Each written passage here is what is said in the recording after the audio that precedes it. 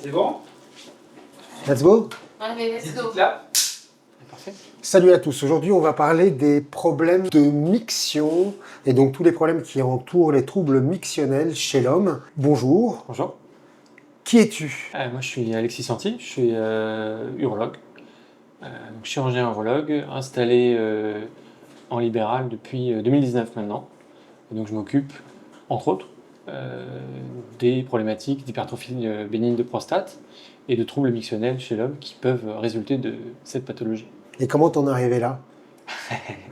Ça, c'est une vraie question. C'est au fil du cursus et de la formation, on fait des rencontres qui nous orientent vers une spécialité plutôt qu'une autre. Donc, Chir toujours? Tu t'es toujours dit que tu serais chirurgien? non, je me suis inscrit en médecine pour faire cardiologie, imagine-toi. Et puis finalement, de fil en aiguille, avec les rencontres, j'ai rencontré un chirurgien urologue qui m'a donné envie de faire comme lui, d'être comme lui. Donc Ok. c'est ce que j'essaie de faire au quotidien. Alors le but de cette vidéo, c'est d'aider un petit peu nos collègues généralistes à mieux prendre en charge les troubles mictionnels de l'homme. Bien sûr. Alors, C'est quoi la prévalence des troubles mictionnels chez l'homme? Un ordre d'idée. Est-ce que c'est fréquent, pas fréquent? c'est difficile à évaluer la prévalence parce qu'il y a beaucoup de sous-évaluations. Il y a beaucoup de patients qui ne consultent pas parce qu'ils pensent que c'est normal. Mais il faut se dire que c'est très fréquent. C'est très fréquent. Alors du coup, ma question après, c'est est-ce que d'après toi, de manière systématique, on devrait intégrer des questions sur les troubles de la miction quand on a un patient qui est un homme?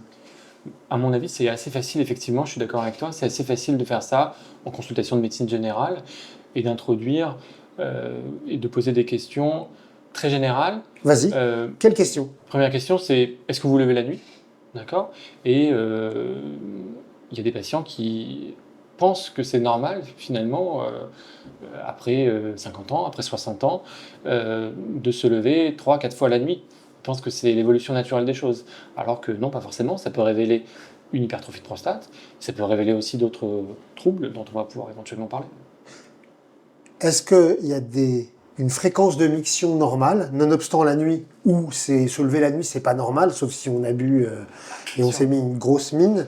Si on n'a pas bu de bière le soir, dans la journée, combien de fois un être humain, s'il ne boit pas 12 litres d'eau, un homme va uriner? Alors, effectivement, tu as raison, c'est en fonction de ce qu'on boit, évidemment. Si on boit 2 litres ou 3 litres d'eau, on va aller plus souvent que quelqu'un qui boit seulement 1 litre. Mais grosso modo, ce qu'on retient, c'est entre 5 et 8 fois sur 24 heures. D'accord? Ok. Ça, c'est la normale. Et évidemment, ça va dépendre de ton niveau d'hydratation. Ok. Donc une fois qu'on a interrogé son patient et qu'il nous dit bah, « je pisse 15 fois par jour, je me lève 2 fois la nuit », à quoi doit-on penser? Quel bilan doit-on prescrire? Et à quel moment on doit solliciter un urologue? Donc la question c'est à quoi doit-on penser?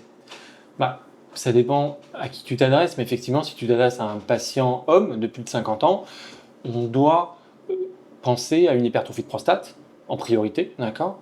Ça peut ne pas être ça, mais c'est ça qu'on doit dépister en priorité, et c'est ça qu'il faut chercher par l'examen clinique et par des examens paracliniques simples que le médecin général va pouvoir prescrire. Lesquels? Alors, typiquement, un patient qui a des symptômes, comme tu l'as dit, irritatifs, il va falloir chercher une épine irritative, c'est comme ça qu'on l'appelle, et ça va se faire très facilement par un examen d'urine, le CBU au laboratoire, et une échographie de prostate, idéalement une échographie qui va rechercher le volume prostatique, une éventuelle épine irritative, ça peut être un calcul dans la vessie, ça peut être une petite tumeur de vessie, effectivement, qui est un autre diagnostic et qui va pouvoir entraîner ces mêmes symptômes, et ça peut être une augmentation du volume de la prostate, et idéalement, il faut que cette échographie mesure aussi la bonne vidange de la vessie. D'accord? Donc la recherche d'un résidu post-mictionnel. La recherche d'un résidu post-mictionnel. Tu comprends bien que si tu sors des toilettes et qu'il te reste 200 ml dans la vessie, tu vas avoir très vite envie de faire pipi à nouveau. Alors que si tu as bien vidé ta vessie, si te reste moins de 50 ml, bah, tu vas pouvoir attendre 2 heures avant d'avoir de nouveau envie d'uriner. ECBU, échographie rénale et vésico-prostatique. Exactement. Avec recherche d'un résidu post-mictionnel. À réaliser, je te coupe, à réaliser dans des conditions normales. Les centres d'imagerie, ils vont volontiers dire aux patients de boire énormément avant l'examen. Et effectivement, si tu arrives avec 1 litre dans ta vessie, il est possible que tu n'arrives pas bien à la vider, mais ce ne sont pas des conditions normales. Il faut faire attention. Donc il faut stipuler conditions normales et pas d'hyperhydratation. Voilà. conditions normales d'envie d'uriner. Est-ce qu'il y a une bio? Oui. Laquelle, précisément? C'est assez simple. Il faut faire une évaluation, surtout de la créatininémie. Donc, NUM-CRP iono, Voilà. urécréate, CRP, il n'y a pas vraiment ECBI. besoin dans ce contexte-là, mais une immunocréate, examen d'urine. Ouais. Voilà. Ok, super. Donc maintenant, le patient, dans les résultats, on va lui trouver une grosse prostate, on va lui trouver une épine irritative. Parce qu'à partir du moment où on a une positivité, en fait une positivité de l'échographie, il va falloir adresser le patient à un urologue. Alors ça dépend. Si tu as des symptômes, mais effectivement une échographie qui montre une légère hypertrophie de prostate sans conséquence, avec une vidange vésicale correcte, pas d'autres anomalies visibles à l'examen, un examen d'urine stérile, si le généraliste se sent à l'aise, il peut commencer à prescrire. Il peut commencer à déjà prendre en charge le patient sur le plan à la fois des règles hygiéno-diététiques et éventuellement médicamenteux. Je t'écoute. Donc En gros, les règles hygiéno-diététiques et les classes médicamenteuses, avec éventuellement leurs effets indésirables notables. Ouais. Alors, il faut toujours commencer par alerter le patient sur les choses qui peuvent irriter sa vessie ou le fonctionnement du cycle mictionnel et les choses qui peuvent irriter la vessie. Donc, ça va être la consommation excessive de café. Donc, la caféine est un irritant vésical. Toutes les consommations d'acide, finalement, l'eau gazeuse, avec le gaz carbonique qui est dans les bulles, ça va irriter la vessie. Il va y avoir également les jus d'agrumes. Donc ça peut irriter la vessie. Et puis après, il y a une cause classique, c'est l'alcool. Voilà. Donc typiquement, si le matin tu prends un double espresso, un grand verre de jus d'orange pressé et une binouse. Une binouse le matin, tu y vas fort, mais même un verre d'eau gazeuse, ça peut être la matinée peut être compliquée pour toi. Théine, c'est pareil que la caféine, Un petit peu moins.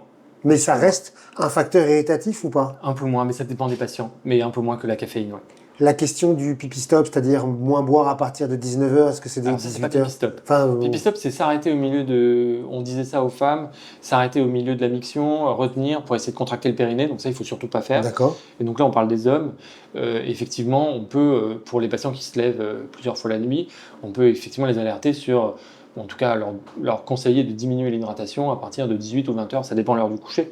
Mais 3 heures avant le coucher, essayer de diminuer l'hydratation pour justement diminuer la production d'urine la nuit.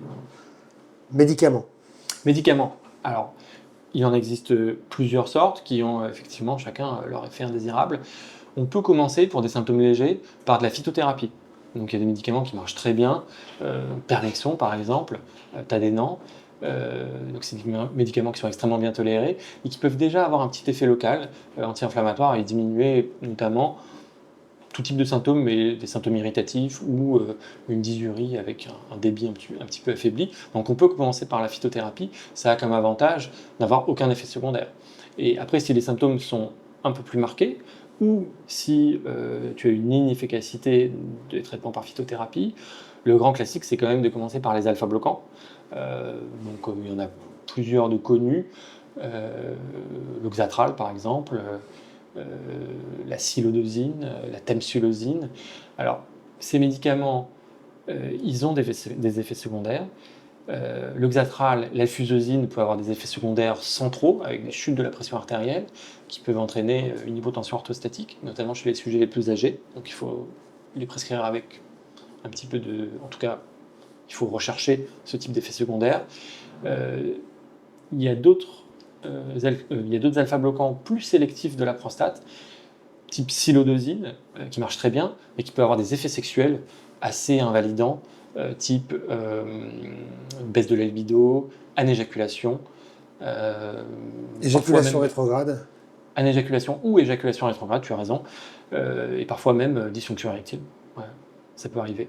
Voilà. D'accord. Donc ça, c'est pour la classe des alpha-bloquants. Et question, est-ce que la silodosine est plus efficace que l'alfusosine ou en fait on est... Ça va dépendre des patients, mais si tu veux, moi, je te dis dans ma pratique, les patients les plus jeunes, j'essaie de leur éviter les effets sexuels, donc je prescris plutôt alfusosine. Donc les plus jeunes, c'est 50, 60, jusqu'à 70 ans.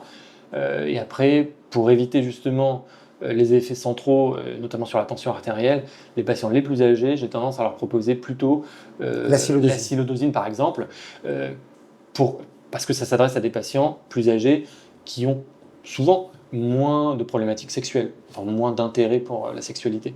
D'accord ? Donc il y a d'un côté préserver la sexualité et de l'autre côté pour les patients les plus âgés, les protéger de l'hypotension orthostatique, du risque de chute par exemple. Quand on arrête l'acylodosine, on n'a plus les effets indésirables de l'acylodosine. On n'a plus les effets indésirables de l'acylodosine. D'accord. Donc c'est totalement réversible. Est-ce qu'il y a... Voilà, la réversibilité, merci. Est-ce qu'il y a d'autres médicaments? Il y a d'autres médicaments, oui. Il y a un médicament que j'affectionne particulièrement, c'est la classe des anticholinergiques, solifénacine, Vésicare, qui va être extrêmement efficace, qui, contrairement à ce qu'on peut penser, ne présente pas un grand risque, mais c'est juste des précautions à prendre. Ça s'adresse plutôt aux patients qui ont des problématiques d'envie fréquentes, pressantes et urgentes, et donc ça va diminuer la contraction, enfin la contraction des muscles vésicaux, et donc ça va agir sur surtout les envies fréquentes et les envies pressantes. Donc c'est un médicament qui marche extrêmement bien, qui doit se prescrire avec prudence.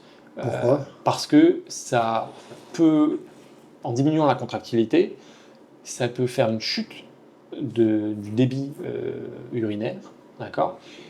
Et surtout chez les patients qui ont un résidu postmictionnel élevé, donc une mauvaise vidange vésicale, ça peut entraîner comme effet secondaire une rétention aiguë d'urine. Voilà. Donc, et tu peux pas associer? C'est pour ça qu'à l'échographie, il est impératif de vérifier. Donc ça veut dire si résidu postmictionnel, pas de Vésicare. Compliqué de prescrire du Vésicare. Ou si le patient te parle d'un débit très affaibli, compliqué de prescrire du Vésicare comme ça. Alors effectivement, tu vas parler d'association, c'est une très très bonne idée. Tu peux associer ces médicaments ou tu peux les prescrire de manière individuelle, sans association, et il n'est pas du tout choquant, contrairement à ce que certains peuvent penser, de prescrire un anticholinergique seul chez un homme qui est gêné par ses envies fréquentes et pressantes. C'est l'impériosité mixte. Imagine un chauffeur de taxi, c'est vraiment ça, c'est du cas de consultation vraiment très usuel, un chauffeur de taxi qui ne peut pas faire sa course parce que en fait, il est extrêmement gêné par une envie extrêmement pressante. Mais on peut prescrire le matin Vésicare, le soir alfuzosin. Ça, tu peux faire. Et en fait, on a les... Tu peux faire s'il y a besoin. Après, c'est une histoire de manipulation médicamenteuse. Mais ça, pour le coup, peut-être que ça s'adresse effectivement plus à l'urologue qu'au médecin généraliste, sauf s'il a envie de le faire. Voilà. Okay. Tant qu'on respecte quand on recherche les effets secondaires et qu'on respecte les contre-indications, il n'y a pas de problème. À quel moment, parce que si on adresse à l'urologue, c'est qu'il y a une sanction chirurgicale.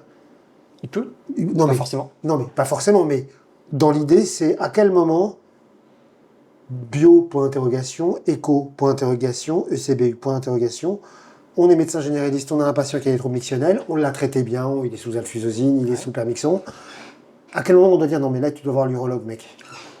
Quand les symptômes persistent, quand la qualité de vie du patient est altérée, et qu'on a fait les manipulations médicamenteuses, et que la qualité de vie n'est pas améliorée, les symptômes sont toujours invalidants, à ce moment-là, effectivement, il faut adresser à l'urologue. Et ça peut effectivement être l'objet soit de nouvelles manipulations médicamenteuses, auxquelles le médecin n'avait pas forcément pensé ou ne pensait pas possible. Ça peut être l'objet de manipulations médicamenteuses supplémentaires. Ça peut être aussi l'objet d'une chirurgie, bien sûr. Les symptômes sont décorrélés de la taille de la prostate. Il n'y a pas de corrélation franche ou il y a une corrélation? Il n'y a pas de corrélation franche entre le volume prostatique et la quantité de symptômes. Si on a un patient de 60 ans qui a une prostate de 20 grammes et des symptômes, donc une prostate de taille normale, strictement normale, et des symptômes très marqués, il faut quand même penser à autre chose. Mais il n'y a pas de corrélation stricte entre le volume prostatique et la quantité de symptômes. Tu peux très bien avoir une prostate de 100 grammes sans aucun symptôme urinaire, et à ce moment-là, ça pose aucun problème, et il n'y a même pas forcément besoin d'adresser le patient à l'urologue dans ce cas-là. Alors après, on change de sujet. Casser un mythe, est-ce qu'il y a une corrélation entre l'adénome de prostate et le cancer de la prostate? Non, a priori, il n'y a pas de continuité. Tu peux avoir un adénome de prostate sans cancer de prostate, tu peux avoir les deux. Et tu peux avoir un cancer de prostate sans adénome de prostate. Alors maintenant, le patient vient chez toi, est-ce que tu peux en fait faire une sorte de rapport entre les types de chirurgie et les types de pathologie et pour qu'en fait on sache un petit peu qu'est-ce que c'est le métier d'urologue quand on est dans l'interventionnel. Alors, il faut s'attacher à en fait, évaluer si les symptômes que le patient rapporte sont en lien avec son hypertrophie de prostate. Si ce n'est pas en lien, tu vas faire une chirurgie qui ne va pas améliorer le patient, donc il ne va pas être content. C'est normal. Tu peux très bien avoir, si un patient t'alerte sur une pollakiurie nocturne, isolée, il se lève 6 fois par nuit. Ce que tu dois rechercher en priorité, même s'il a une prostate de 80 grammes, s'il n'est pas gêné la journée, s'il n'a pas de pollakiurie diurne, s'il n'a pas de chute du débit urinaire, s'il n'est gêné que par ses envies d'uriner la nuit, tu dois rechercher un syndrome d'apnée obstructive du sommeil.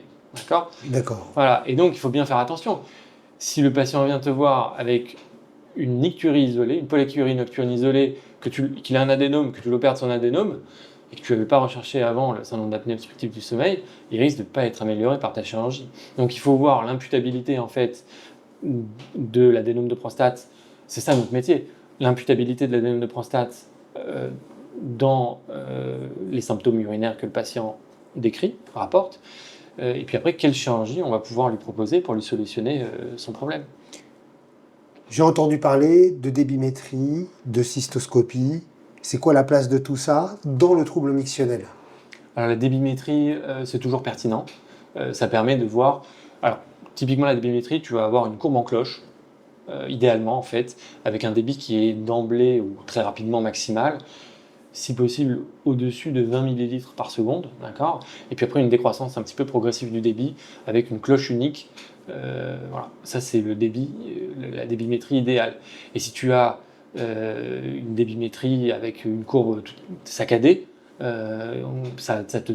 déjà ça te dit que le débit maximum il est très faible, s'il est inférieur à 10, parfois s'il est inférieur à 5 ml par seconde, ça te met sur la voie d'un trouble obstructif qui peut être assez marqué, d'accord.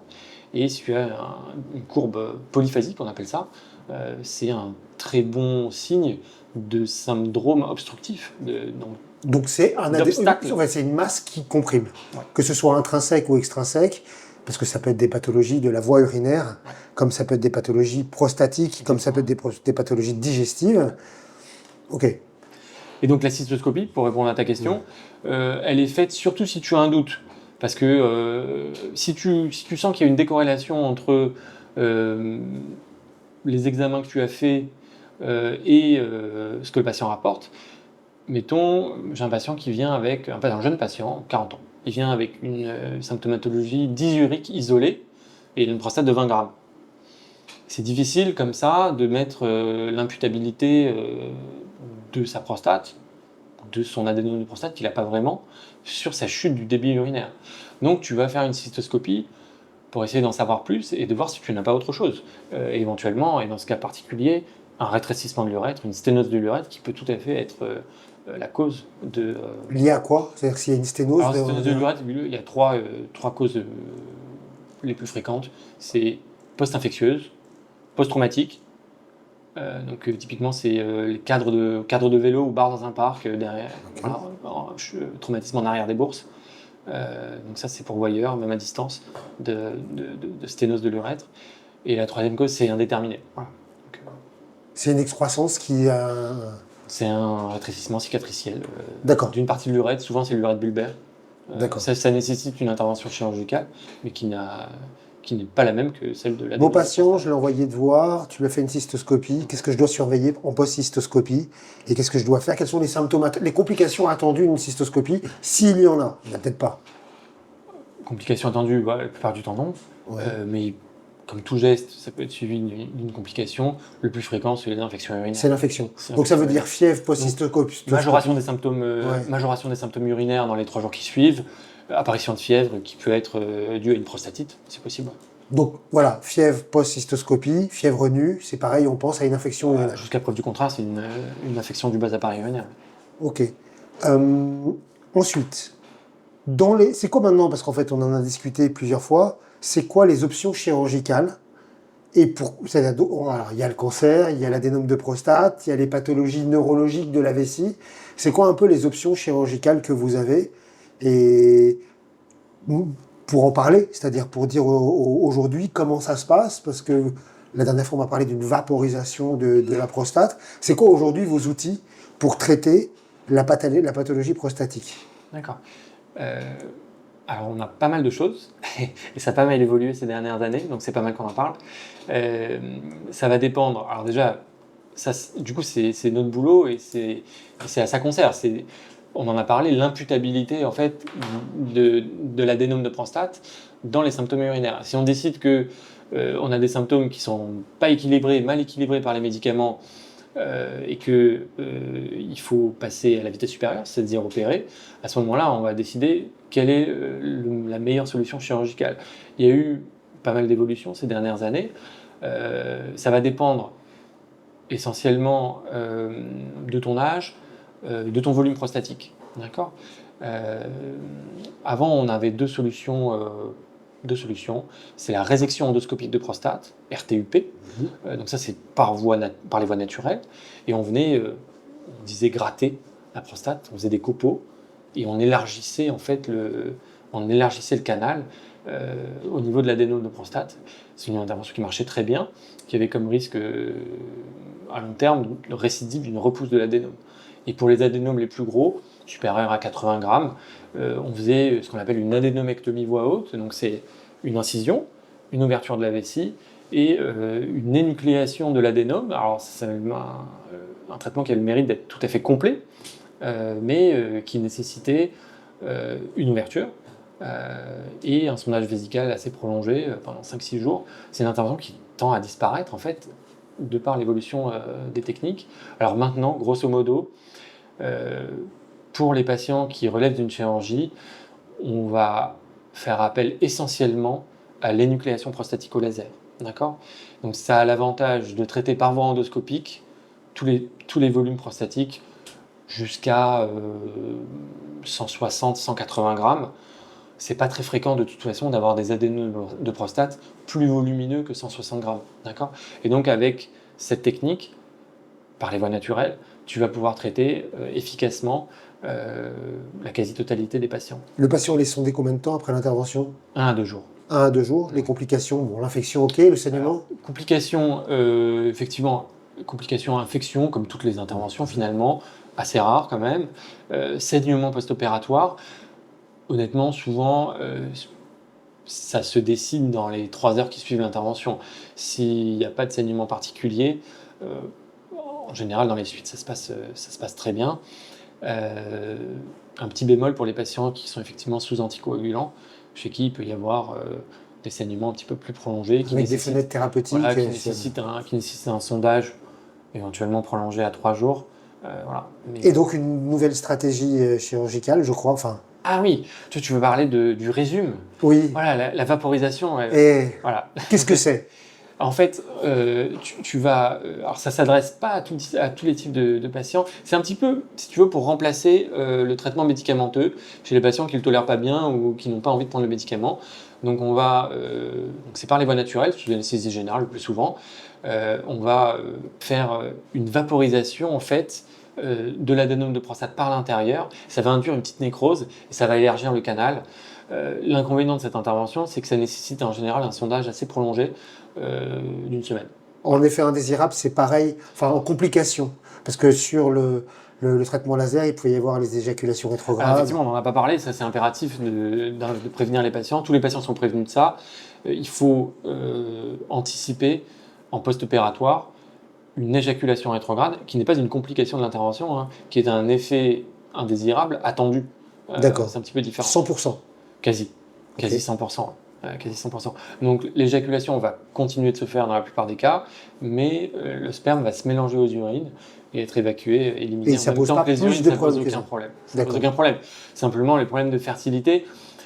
Après, c'est des traitements qui s'adressent à des patients, en général de plus de 50 ou 60 ans, chez qui les problématiques de fertilité sont moins importantes. Ce que j'ai compris, c'est qu'en réalité, les troubles mictionnels chez l'homme, c'est en fait beaucoup plus compliqué qu'on ne le pense, qu'il y a en fait des problématiques qui sont tant liées à l'âge, c'est-à-dire qu'il y a des âges différents, que nous, on pense tous parce qu'on est un peu basique à l'adénome de prostate, mais qu'en réalité, il y a des problèmes d'irritabilité, des problèmes de sténose, des problèmes d'infection. En réalité, la difficulté de votre prise en charge des troubles mictionnels, c'est justement de définir un niveau d'imputabilité et de décider d'un type d'intervention et d'évaluer du type d'intervention et du résultat de cette intervention et de ne pas se planter, sachant qu'il y a des pathologies connexes comme le syndrome d'apnée du sommeil qui peuvent entraîner typiquement, si j'ai bien compris, des troubles mictionnels nocturnes alors qu'il n'y a rien de jour. Donc ça veut dire qu'en réalité, il n'y a pas d'atteinte de l'appareil urinaire et que ça vous arrive fréquemment d'adresser un patient à un service. Bien sûr. Voilà. On n'a pas parlé du cancer. Le cancer, là-dedans, ça donne des troubles mictionnels ou vous ne faites pas vraiment? Non, le cancer, sauf à un stade très évolué, local, ce qui est finalement assez rare, on rencontre ce type de présentation de manière assez rare. Si tu as une évolution locale, il peut y avoir des saignements, il peut y avoir aussi une rétention d'urine sur une augmentation de la masse cancéreuse prostatique, mais c'est des situations qui ne sont pas les plus fréquentes. En fait, il y aura plus une infiltration locale qui va entraîner un blocage des urines, plus qu'un truc énorme qui va, comme un adénome de prostate qui peut être à 100 grammes, et en fait... Mais surtout, tu vas avoir, il peut y avoir saignement, engainement des urtères au niveau trigonal de la vessie. Donc tu vas pouvoir avoir des patients qui sont en insuffisance rénale obstructive, en fait, sur ce type de pathologie. Donc de cancer de prostate localement évolué. C'est pas la présentation la plus fréquente. Attends, du coup, je te pose la question. C'est quoi les symptômes d'un patient qui va avoir un trouble mictionnel? Qu'est-ce qui rentre dans ce cadre nosologique? Alors, on a l'habitude de différencier et de distinguer les symptômes qu'on appelle de la phase de remplissage. Phase de remplissage, c'est maintenant, on est en train de se parler, ta vessie se remplit. Donc ça, c'est la phase de remplissage. Et les symptômes de la phase mictionnelle, donc c'est le moment où tu fais pipi. Donc typiquement, les symptômes de la phase de remplissage, c'est grosso modo ce qui correspondait avant à ce qu'on appelait les symptômes irritatifs. Donc c'est-à-dire des envies fréquentes, des envies urgentes. Là par exemple, si on se parle depuis 30 minutes et que tu as fait pipi avant et que tu as de nouveau envie de faire pipi, c'est que tu as une irritation vésicale et donc ça rentre dans les troubles de la phase de remplissage. Et c'est quoi? C'est quelle maladie ça? Alors ça peut être lié à une hypertrophie de prostate, mais pas que. Il peut y avoir d'autres choses qui peuvent rentrer là-dedans. Et tu as les troubles de la phase mictionnelle, et c'est ce qu'avant on appelait les troubles obstructifs. D'accord ? Donc c'est une vision un peu plus dynamique de voir les choses. Les troubles de la phase mictionnelle, ça va être dysurie. Donc si le patient il dit qu'il a... Alors ça peut commencer par avoir du mal à initier la miction. Tu te mets sur les toilettes, mais ça ne vient pas. Ça met 2-3 minutes à venir, c'est possible. Après, une fois que la miction est engagée, un jet très faible, le patient il dit voilà, je me fais pipi sur les chaussures, quoi. Et j'ai pas de jet, j'ai pas de pression. Voilà, donc ça rentre dans les troubles de la phase mictionnelle. On peut rentrer là-dedans, poussée abdominale aussi, les gens qui poussent pour finir de faire pipi, voilà.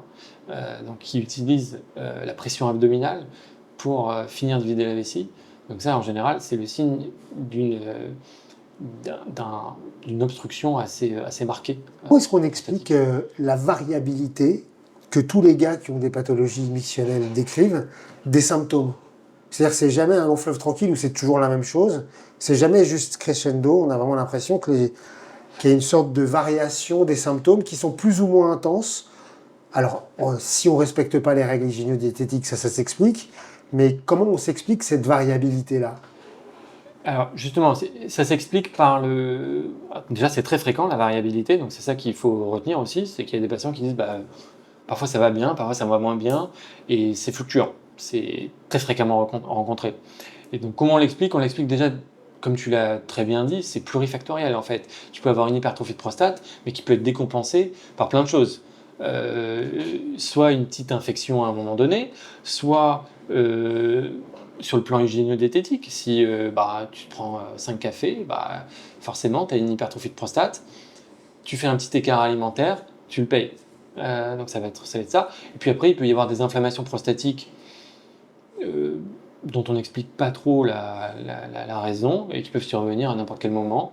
Et c'est pour ça qu'il peut y avoir des fluctuations, c'est classique. Alors du coup, vos pères, ils prescrivaient souvent des anti-inflammatoires en suppositoire. Est-ce que ça se fait encore? Alors, il faut respecter les contre-indications des anti-inflammatoires. Ouais. À titre personnel, j'aime bien ce type de médicament. En essai thérapeutique, ça peut fonctionner, je suis pas en désaccord. Donc il peut y avoir des inflammations non infectieuses Ouais, de la prostate qui peuvent acutiser les symptômes. Ah, ça peut, ouais. Merci beaucoup. Je t'en prie. Avec plaisir. Ça t'allait ou pas? Ah, c'est super. Ouais. Je sais pas, toi ça t'allait?